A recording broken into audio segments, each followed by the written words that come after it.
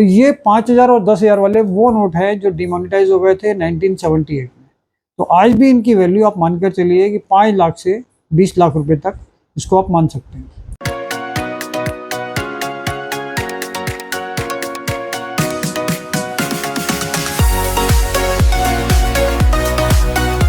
दोस्तों नमस्कार, royal arts and numismatic gallery रंग के यूट्यूब चैनल पर आपका स्वागत है। दोस्तों आज हम अपने इस एपिसोड में बात करेंगे जो बहुत रेयर चीज़ें हैं, क्योंकि बहुत सारे लोग हमेशा से कोशिश करते हैं, वो सिर्फ यही पूछते रहते हैं इसमें बहुत महंगा क्या है।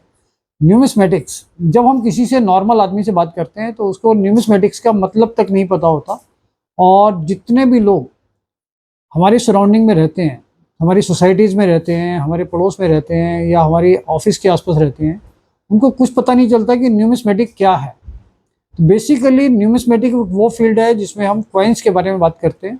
कॉइन्स जो जब से बनने शुरू हुए थे और आज भी जो कॉइन्स बन रहे हैं, उस टर्म को, उस फील्ड को हम न्यूमिस्मेटिक कंसीडर करते हैं।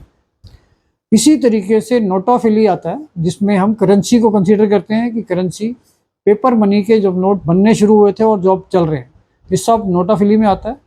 इसी तरीके से फिलेटली का मतलब जो हम डाक टिकटें यूज़ करते थे, जिसमें एफडीसी और पोस्टेज से रिलेटेड जितनी भी चीज़ें होती थी वो सारी आती थी फिलेटली में। तो आज हम बात करेंगे न्यूमिस्मेटिक फील्ड, नोटाफिली और फिलेटली में से नोटाफिली में।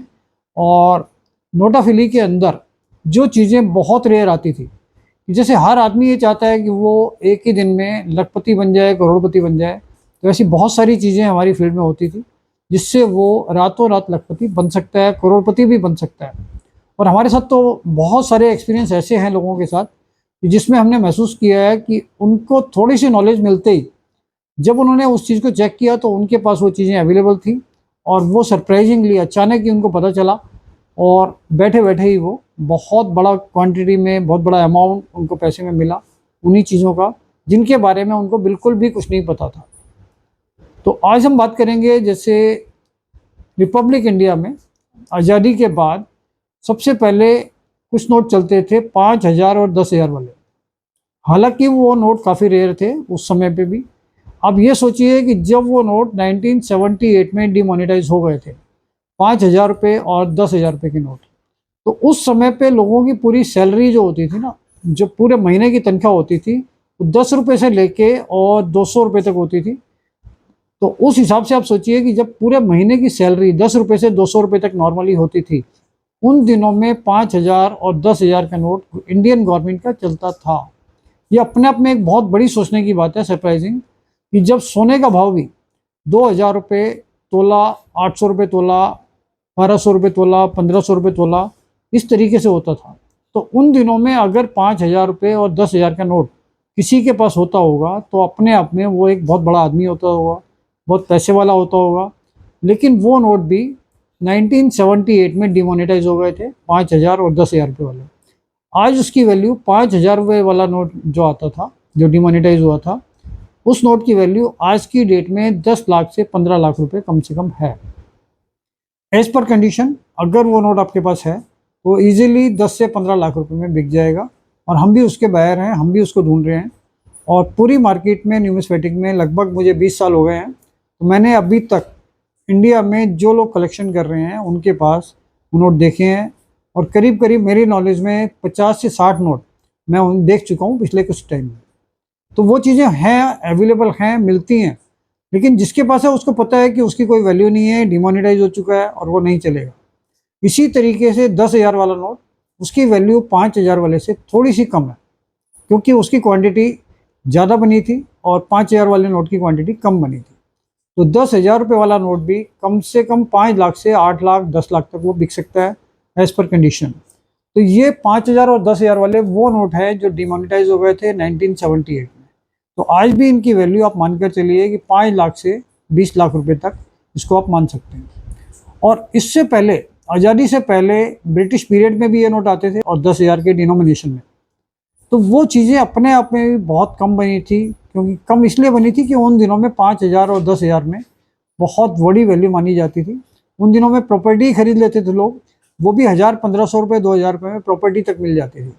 और जो प्रॉपर्टियाँ 5,000, 10,000, 20,000 में जाती थी, तो वो अपने आप में काफ़ी वैल्यूबल होता था। तो 10,000 के ब्रिटिश के नोट भी बनते थे और वो भी लोगों के पास घरों में हैं। ऐसा नहीं है वो चीज़ें एग्जिस्टेंस से ख़त्म हो जाती हैं, कभी भी कोई भी चीज़ ख़त्म नहीं होती है। धीरे धीरे जैसे रखने से पेपर था, कागज़ के नोट होते थे, और उसका जो पीरियड होता है उसके हिसाब से अगर उसको सही से नहीं रख पाता कोई भी, तो वो धीरे धीरे ख़राब होकर डैमेज हो सकता है, लेकिन ख़राब कंडीशन में भी वो अवेलेबल होते हैं। और अगर किसी ने उसको संभाल के रखा है, क्योंकि वो महंगी वैल्यू की चीज़ें थी जो लोग बाग संभाल कर रखते थे, अगर किसी ने संभाल के रखा है तो वो चीज़ें आज भी उनके पास रखी होंगी, और वो अगर उनको बेचना चाहें तो उसकी वैल्यू आप मानकर चलिए कि 5,000 और 10,000 वाला जो नोट आता है ब्रिटिश पीरियड का, तो उसकी वैल्यू कम से कम 15-20 लाख रुपए से 50 लाख रुपए तक हो सकती है। तो इतनी हाई वैल्यू की वो चीज़ें हैं, लेकिन वो चीज़ें मार्केट में हैं लोगों के पास, लेकिन बहुत रेयर हैं। रेयर इसलिए हैं कि बहुत सारी चीज़ें तो जब वो डिमोनेटाइज हुए थे रिपब्लिक इंडिया के, तो उसके बाद गवर्नमेंट में भी जमा हो गए थे, गवर्नमेंट ने ले लिए थे। ब्रिटिश के भी नोट जो अगर यूज़ में नहीं आए थे वो ब्रिटिशर्स के पास थे। हो सकता है उसमें से कुछ नोट ऐसे भी हो सकते हैं कि जो ब्रिटिशर्स अपने साथ ले गए थे। तो 5,000 और 10,000 का जो नोट ब्रिटिश इंडिया का इंडिया में चलता था, अगर आपकी अप्रोच, क्योंकि वर्ल्ड आज की डेट में बहुत छोटा है और सब लोग वर्ल्ड वाइड ट्रैवल करते हैं, तो अगर आप किसी दूसरी कंट्री में भी जाते हैं और वो चीज़ें आपको वहाँ पर भी मिल जाती हैं, तो आप मानकर चलिए कि आपकी लॉटरी निकल गई है और आपको बहुत बड़ा बेनिफिट उससे मिल सकता है। तो ये 4 चीज़ें नोटों में मैंने एक रैंडम में, वैसे तो और भी कुछ चीज़ें हैं, लेकिन ये 4 चीज़ें ऐसी हैं जो आपको रातों रात लखपति करोड़पति बना सकती हैं। कई बार तो ऐसा होता है कि इनके पैकेट तक लोगों के पास मिल जाते हैं, तो पैकेट मिलना अपने आप में एक बहुत बड़ी रेयरिटी की बात है। तो आप सोचिए कि अगर इनमें से किसी भी नोट का पैकेट अगर आपको मिल जाता है, तो उसकी वैल्यू तो नेचुरल है कि करोड़ों रुपए में होगी। तो अगर किसी को भी ऐसी चीज़ की कोई इन्फॉर्मेशन मिलती है या आपको मिलता है, तो उसके लिए लेकिन बहुत सावधानी बरतनी ज़रूरी है, क्योंकि ये वीडियो बहुत सारे लोग देखते हैं और बहुत सारे लोगों की इंटेंशंस अच्छी नहीं होती, और वो नेट से फ़ोटो निकाल के और उसके अच्छे प्रिंट आउट निकाल के लोगों को पागल बनाने के हिसाब से। और पुराने, मैंने आपको बताया हुआ है कि जैसे पुराने स्टम्प पेपर आते थे, वो प्लेन भी मिल जाते थे, जो साइज स्टम्प पेपर पे प्लेन रहता था, वो पुराने पेपर पे उसके प्रिंट आउट निकाल कर भी मार्केट में बेच देते हैं।